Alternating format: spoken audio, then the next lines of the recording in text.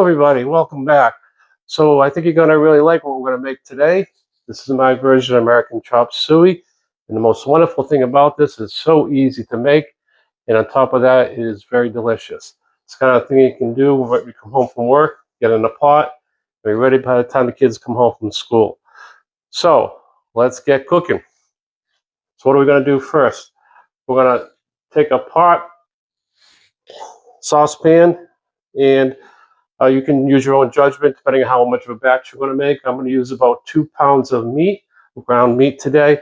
So we're going to use, my choice for meat today is going to be mild pork sausage, Italian sausage, and organic ground chicken.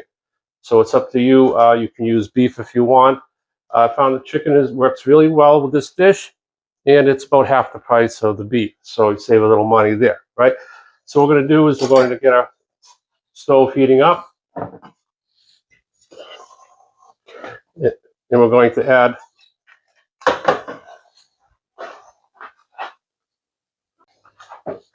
to our pot, we're going to add a generous amount of olive oil, some really nice olive oil. And we're going to add some onions, chopped.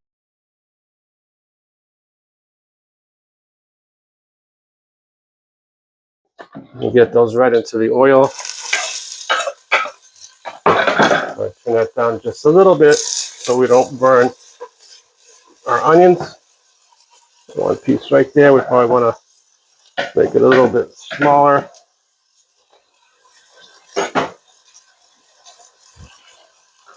Okay, so we're going to also add some chopped garlic or crushed garlic, whatever is easier for you. You have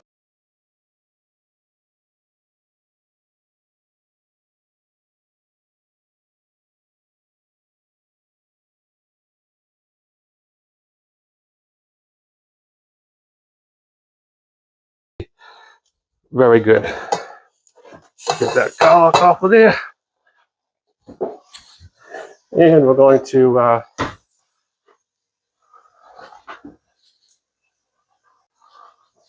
so we're going to mix that up good. Our garlic and our onions.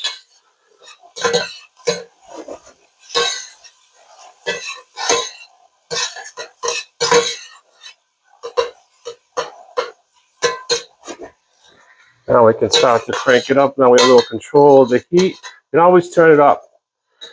If you set up too high with the heat, you can lose your whole dish because your garlic can burn and it starts to get really bitter when it burns. Okay. So what I'm going to do is once these vegetables, well, onions and our garlic, start to get translucent, which they are. A little closer look there. What we can do is start adding some tomato product. So what I'm going to do actually is I have some tomato paste I'm going to add first. What the tomato paste is going to do, and you use your judgment which one you like. I like to use organic tomato paste, so probably about two good tablespoons, healthy tablespoons of tomato paste. And what we're going to do is we're going to mix it around with our onions and our garlic. And what's going to happen is that's going to caramelize. It's going to add another layer of flavor to our dish today. We're just kind of building here. As Arwell used to always say, we're building layers. Certainly that's our case today. So this is looking really nice. You can even turn it up a little bit more. Get nice and hot. We want to get ready to add our meat. So again, I have some organic ground chicken, which we're going to be using today. Add that right in there. Make sure we don't have the paper. Get the paper out of there. Be careful next time, chef. And of course, we're going to add ground pork.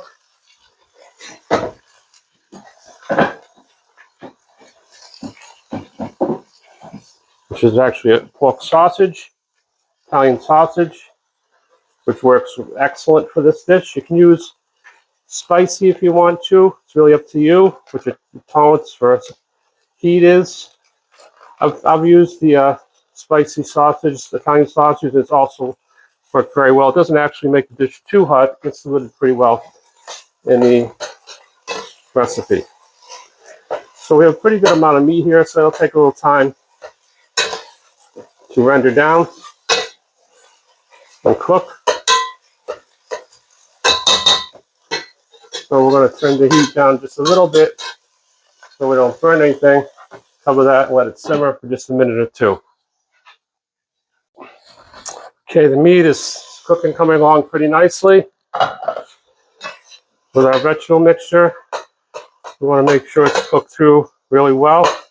Since I do have 2 pounds that I'm working with here, it's going to take a little time. So not too long.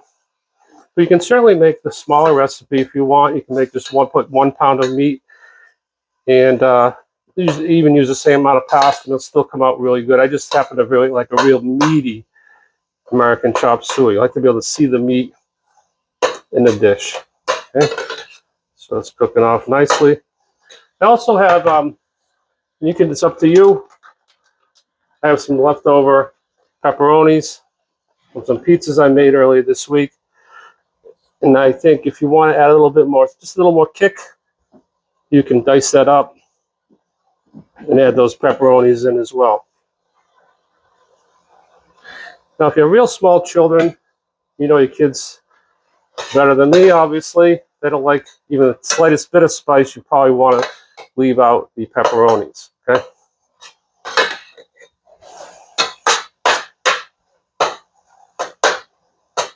So we're going to let that continue to brown off and simmer.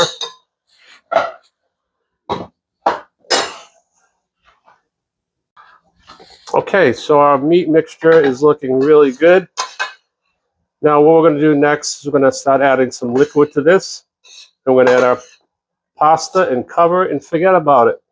So really very easy, 1-pot deal. Of course, we'll garnish it with a nice cheese on top when it's completed. Now, if you're using ground beef, you want to make sure the beef is nice and tender. What you can actually do is add your tomato product in some liquid and let it cook a little while before you add the pasta. So maybe add another 10-15 minutes just to ensure that the meat is nice and tender. I mean, probably won't make too much of a difference, but if you're real particular, you want to give it its best shot at being nice and tender and delicious, that's what I would do. So at this point, we want to have it up at full heat. I want to add a can of diced tomatoes. You can use crushed if you want. I like the pieces. I have some San Marzan tomatoes. You can use really any tomato product you want, whatever you like. I have some San Marzan whole tomatoes as well from some beautiful pizzas, focaccias we made the other day. And we're just going to kind of mix that all up together. Sort of crush them up. And sometimes the best tool is the one that God gave you, using your hands. And I found that to be the case even when I'm making pizza. Kind of squish them up so we still have some nice pieces in there, but not so big that it's overwhelming. Now at this point, we're going to add some liquid also. Again, as I said, if you wanted to, if you had regular ground beef, you might want to just let this simmer a little bit. Some people actually add a little baking soda because it does change the chemistry of the meat a little bit, makes the proteins unfold because it does raise the pH. So there's your chemistry lesson for today.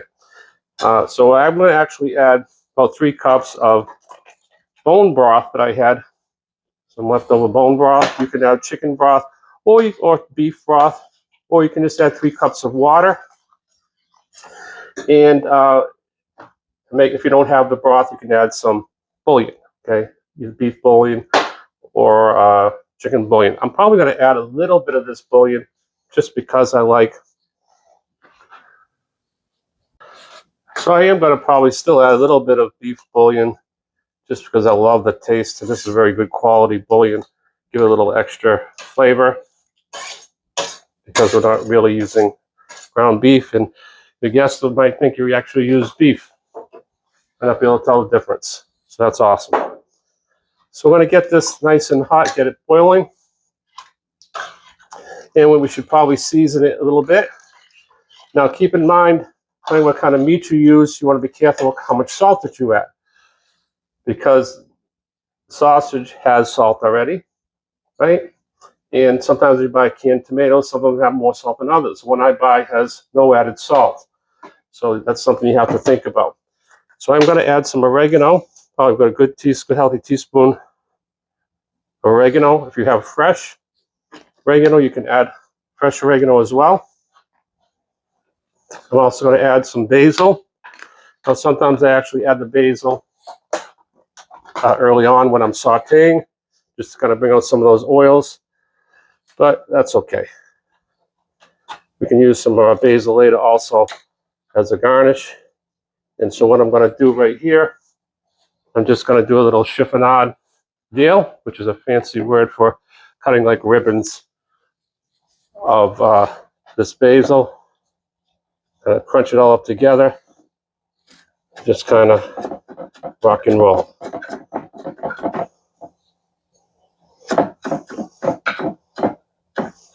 This basil, fresh basil is amazing. Really does brighten up your food. We'll get that worked in there as well. You can also put some fresh parsley if you want. If you like parsley, it gives it some nice color. But at this point, you can see it's starting to boil. And we're going to now make the magic happen. So, what's next? We're going to add our macaroni product. I'm basically just going to add our macaroni product, make sure it's at a good boil, and just turn it off and cover it. So this is the kind of macaroni that I like to use. You have a tapi, and the nice thing about it is it has those spirals, so it grabs onto the sauce and the meat. It really just does make a wonderful American chopped suey. Very good texture. See, it's all about texture too. It's not just about taste. It's all about texture too when you're eating, preparing food. So I'm just going to mix it up really good. And you've heard me in a previous episodes talking about the eyeball test. And it looks to me like I am going to need a little bit more water because I want to just have it covered at least by maybe about a ½ inch or so. So I will add a little more water. It's okay to do that because we have so much flavor in here, and the water is going to get absorbed by the macaroni. That's perfect. All right, so I will add some salt. I didn't add any salt yet. We talked about it, but I didn't really add any. And we'll add a little bit of salt, maybe about a teaspoon of salt. Also going to add a little bit of honey, maybe about a tablespoon of honey. Also adds a nice flavor to that sauce and helps us balance the acidity. And it's already looking amazing. It almost looks like a macaroni soup. So what's going to happen is, as this cooks, the macaroni is going to soak up all the water. And when it's done, it's going to be amazing. So let's get that going to a boil. And we're going to cover it. So it looks like it's boiling pretty good. I'm going to cover that and just shut off the heat. In about a ½ hour from now, it will be ready. Now, if you plan on serving it sooner than a ½ hour, what you can actually do is you can just go ahead and keep it boiling at a very low temperature, a mild boil, stir it frequently until the macaroni has absorbed all the liquid.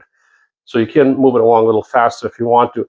What makes it so easy and so appealing to me is that you can do it all in one pot. So once you get all the ingredients in there, everything's nice and hot, you just put it there to the side and it's ready to eat. Take some cheese. So all we need to do then is just garnish it with a little cheese and enjoy. What's going to happen is that once you cover we'll wait and see what ½ hour from now what it looks like, and you got to sample and see how it tastes. Beautiful. You can also add some basil leaves to make it pretty on top as a garnish.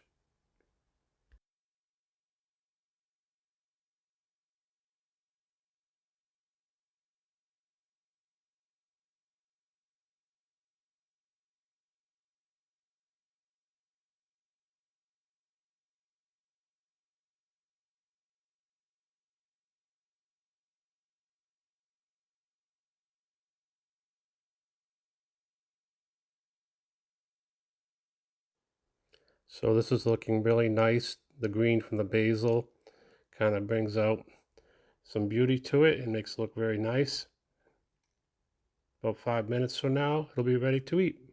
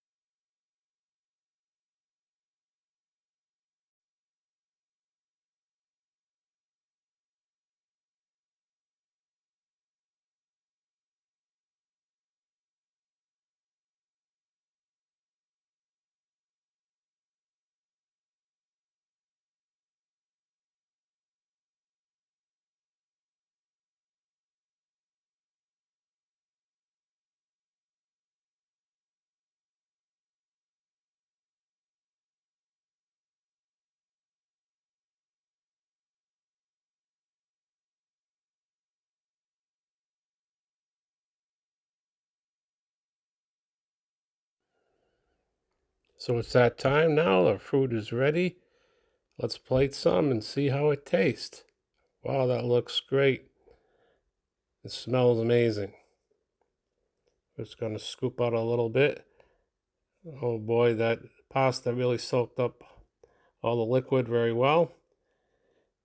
All those flavors are kind of merged together, the garlic, the onion, the meat, and the cheese, and the sauce, and the wonderful texture of the macaroni. Delicious.